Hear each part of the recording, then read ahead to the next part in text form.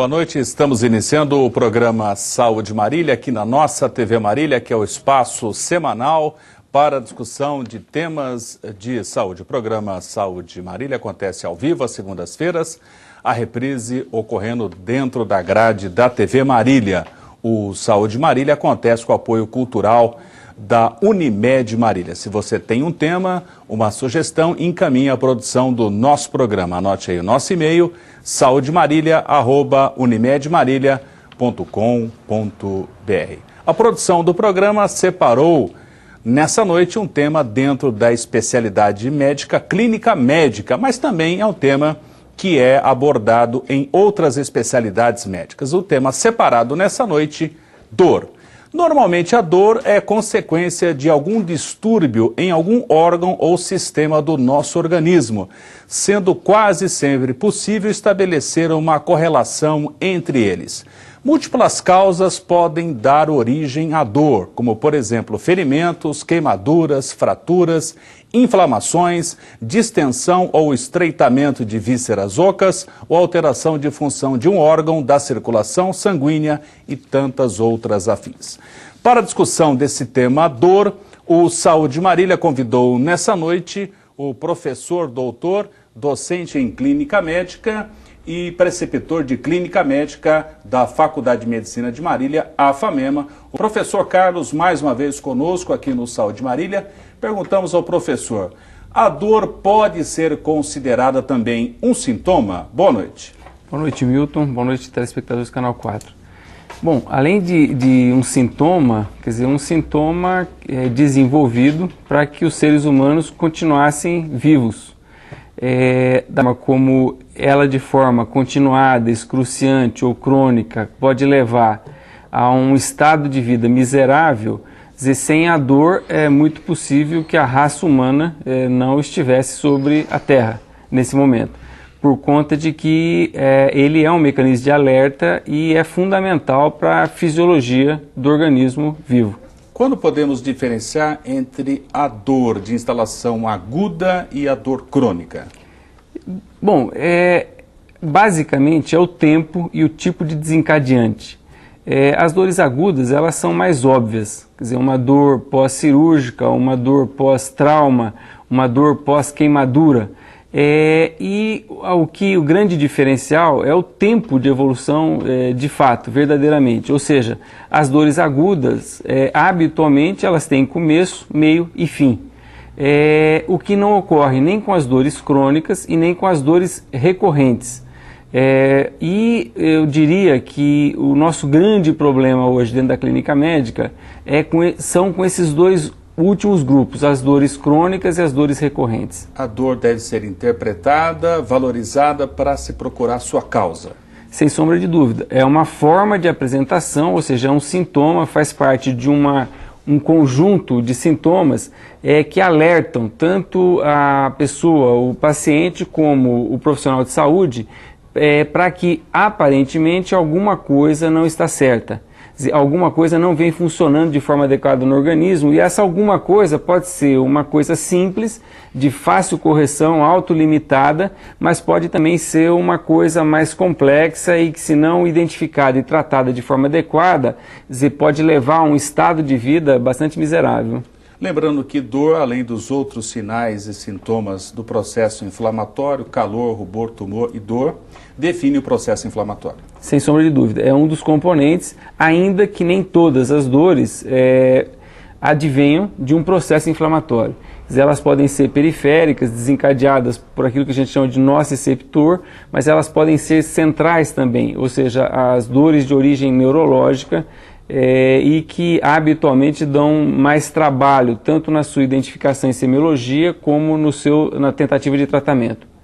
A dor, então, ela diminui a qualidade de vida das pessoas acometidas. Sem sombra de dúvida, e se a gente for tomar, por exemplo, uma dor recorrente como a enxaqueca, dizer que é uma situação bastante prevalente, numa escala onde 0 seria um estado miserável de saúde, e um estado de perfeita saúde, a enxaqueca leva a pessoa a praticamente próximo de 0. Então, assim, nos estudos de qualidade de vida, se você identifica dores crônicas e às vezes excruciantes como uma enxaqueca, elas podem deteriorar de forma muito importante a qualidade de vida do paciente, do cidadão. O aspecto emocional pode influenciar a apresentação da dor? Sem sombra de dúvida, ele modula. A dor é uma sensação. É uma sensação experimentada de forma diferente por diferentes pessoas, por diferentes raças e por diferentes circunstâncias. A questão do estado emocional em relação à dor, ela tem uma conotação como aquela, quem veio antes, o ovo ou a galinha. De fato, dores crônicas podem levar a um distúrbio emocional, assim como distúrbios emocionais recorrentes, regulares, podem ser componentes importantes dos quadros de dores crônicas. A dor aguda pode ser acompanhada de alterações da frequência cardíaca e da pressão arterial? Sem sombra de dúvida, é uma das causas mais comuns em relação a isso. Assim como o tratamento dessas dores, algumas vezes com o uso de anti-inflamatório, podem desencadear efeitos colaterais em termos de hemodinâmica, como a questão da frequência cardíaca e mesmo da pressão. Quer dizer, os anti-inflamatórios não hormonais, por exemplo, na nossa prática médica, no nosso dia a dia, é o grupo de droga que mais frequentemente usado, mais frequentemente mal usado e que mais frequentemente causam efeitos colaterais, por vezes mortais.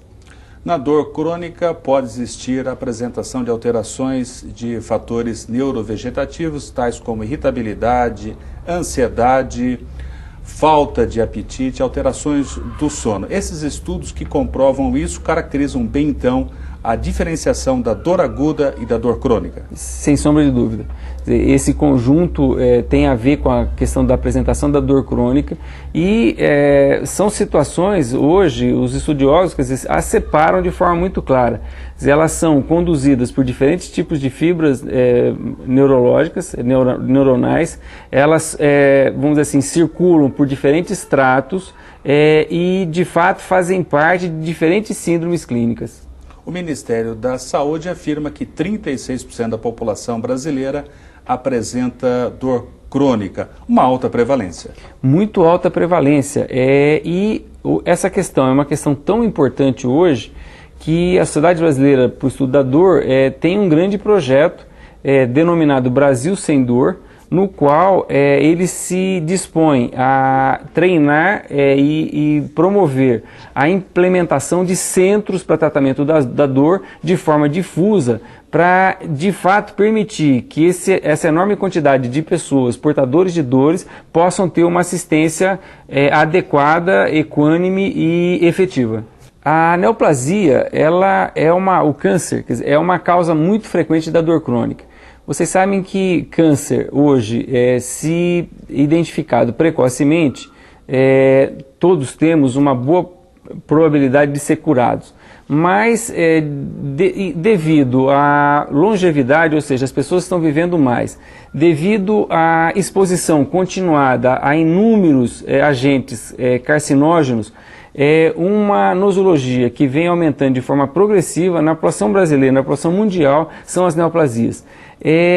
Como não temos ainda uma educação para a saúde disseminada e que permita, vamos dizer assim, um acesso rápido ao serviço público, uma identificação rápida das neoplasias, numa boa porcentagem das vezes, você acaba fazendo o diagnóstico tardio.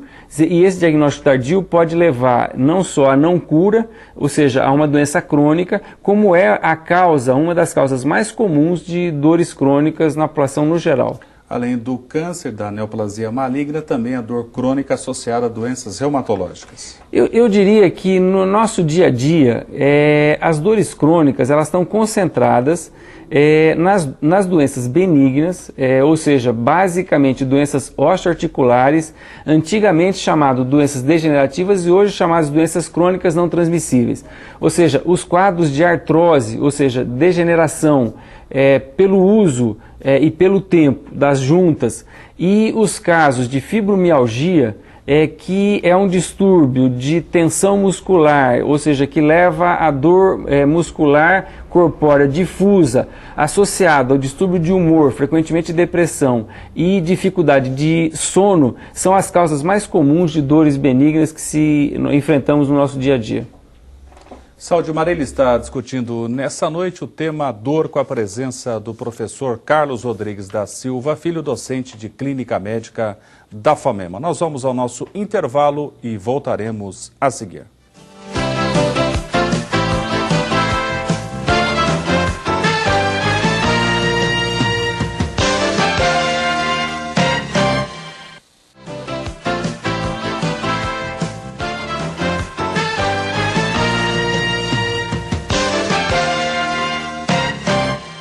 Voltamos com o Saúde Marília e o seu bloco final nessa noite debatendo o tema dor, com a presença do professor Carlos Rodrigues da Silva Filho, docente de Clínica Médica da FAMEMA.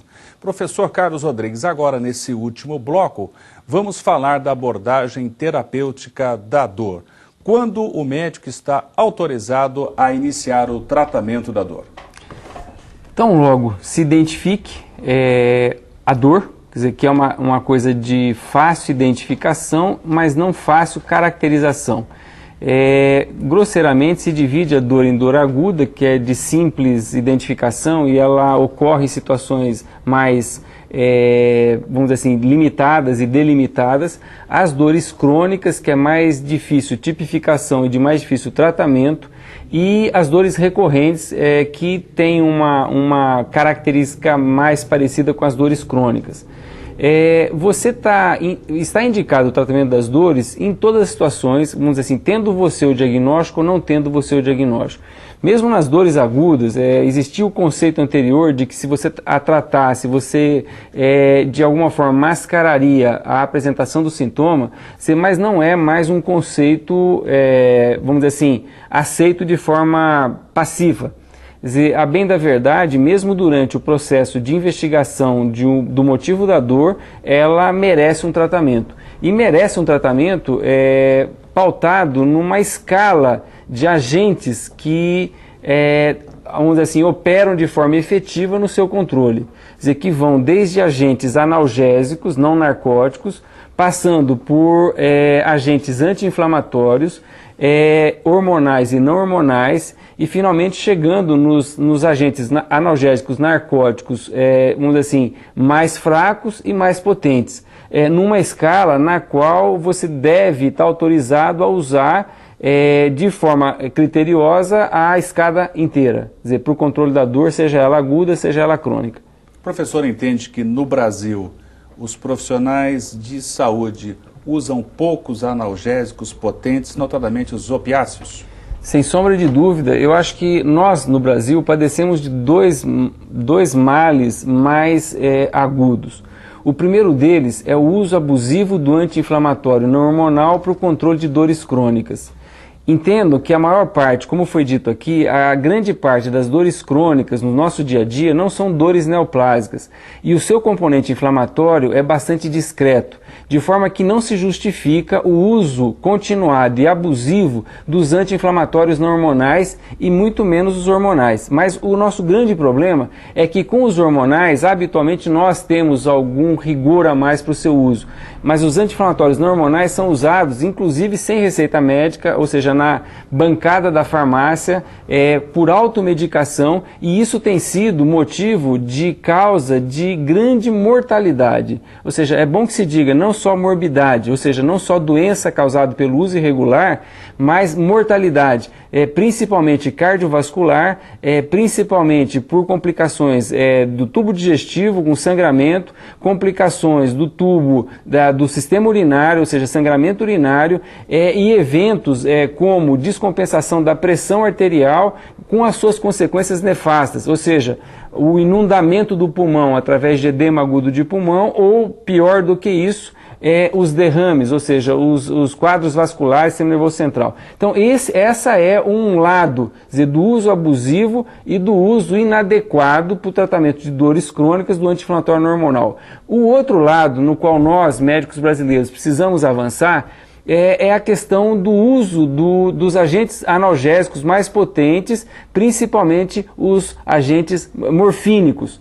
Então, o que se vê no Brasil, principalmente na situação de medicina paliativa, no qual os nossos pacientes já estão além da possibilidade do tratamento curativo, ou seja, a vida já não poderá ser salva, é que muitas vezes assistimos mortes miseráveis por conta de não podermos e não estarmos habituados e não estarmos, vamos dizer assim, atualizados o suficiente para oferecer um tratamento que ofereça aos nossos pacientes uma morte digna, ou seja, uma morte sem dor excruciante e uma morte no qual, de fato, vamos dizer assim, se deu o conforto necessário num momento tão difícil, tão terrível desse para os nossos pacientes. Então, assim, nós somos dos países que menos usamos os agentes morfínicos e não usamos, infelizmente, por má educação, por não atualização, porque a OMS preconiza de forma muito veemente o seu uso e nós não usamos por um monte de motivo. Quer dizer, a receita ela sofre restrição, existe restrição do ponto de vista da farmácia vender, tudo por conta de dependência. Quer dizer, eu me pergunto e pergunto a vocês, dizer, se é um grande problema a dependência para um paciente moribundo. De forma assim que no nosso dia a dia, na nossa prática, nós padecemos desses dois grandes males. O uso abusivo de anti-inflamatório não hormonal, levando a muita morbidade e mortalidade, e o pouco uso dos analgésicos potentes que poderiam levar um conforto e um controle da dor muito efetivo em situações malignas e não malignas.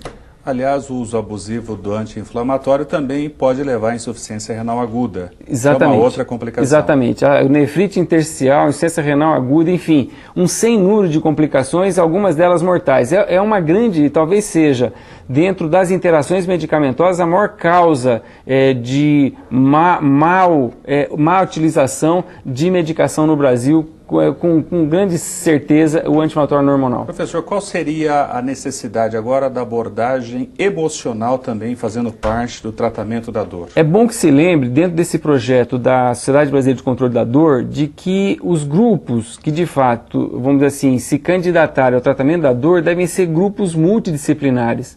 Quer dizer, por conta de que a dor crônica, isso é interessante, ela opera através de neurotransmissores muito parecidos com os que operam na preservação da memória, de forma que existe uma memória de dor na dor crônica. E não basta, de fato, a atuação do profissional médico ou do profissional enfermeiro. Quer dizer, a maior parte do tempo, para que você tenha uma boa resposta, você precisa daquele profissional que tenha treinamento, por exemplo, para fazer bloqueios, via de regra, são os anestesistas. Você precisa do profissional da saúde mental, quer dizer, para oferecer um suporte para esse paciente, e dos fisiatras e fisioterapeutas na reabilitação desse paciente. De forma que é uma situação muito prevalente, muito complexa, de alta morbidade, que deixa a vida das pessoas miseráveis e que para uma adequada abordagem necessita de forma muito densa de uma equipe multidisciplinar treinada. Lembrando que nessa visão o tratamento pode ser feito em nível ambulatorial, que é definido inclusive nos Estados Unidos como home care. Sem sombra de dúvida, e é a maior, vamos dizer assim, a maior área de abrangência é o tratamento ambulatorial, não é o tratamento, vamos dizer assim, hospitalar de internação, numa equipe multidisciplinar com muito boa resposta. Ou seja, hoje as drogas nos permitem um controle da dor muito efetivo, e a aparelhagem e as tecnologias de saúde permitem uma perfeita reabilitação numa grande parte das vezes. Como o professor avalia a criação pelo Ministério da Saúde dos centros de referência no tratamento da dor? Como fundamentais, assim como foram os centros de referência, por exemplo, na área de saúde mental, os CAPs, na área do controle das dependências químicas e no caso do tabagismo, ou seja, ele concentra expertise, ou seja, conhecimento, ele agrega equipe multidisciplinar, ele oferece treinamento e ganho de experiência e, via de regra, esses mesmos grupos são capazes de replicar loco regionalmente, ou seja, nas cidades em que eles se implantam, eles acabam treinando a região de implante, para uma abordagem adequada desses pacientes, de forma assim que ela é muito bem-vinda, é muito bem vista e nós necessitamos de uma situação como essa em Marília. Além dessa mudança em relação à instituição, Ministério da Saúde, criar centros de referência, como o professor avalia também profissionais médicos serem habilitados nessa área de atuação no tratamento da dor? Eu avalio como fundamental. Quer dizer, a dor, ela tem, vamos dizer assim, uma correlação muito óbvia com algumas especialidades médicas. Então, assim, o geriatra lida muito com dor, o ortopedista lida muito com dor, o reumatologista lida muito com dor, o neurologista lida muito com dor, o anestesista lida muito com dor. De forma assim que, de fato, esses profissionais, vamos dizer assim, que já foram estimulados e que foram, vamos dizer assim, que necessitam desse treinamento, quer dizer, uma vez oferecido, todos acabam ganhando. Quer dizer, ganha a cidade, ganha a região e ganha os pacientes, sem sombra de dúvida. Em 2025, há uma estimativa de termos 30 milhões de idosos no Brasil com suas complicações.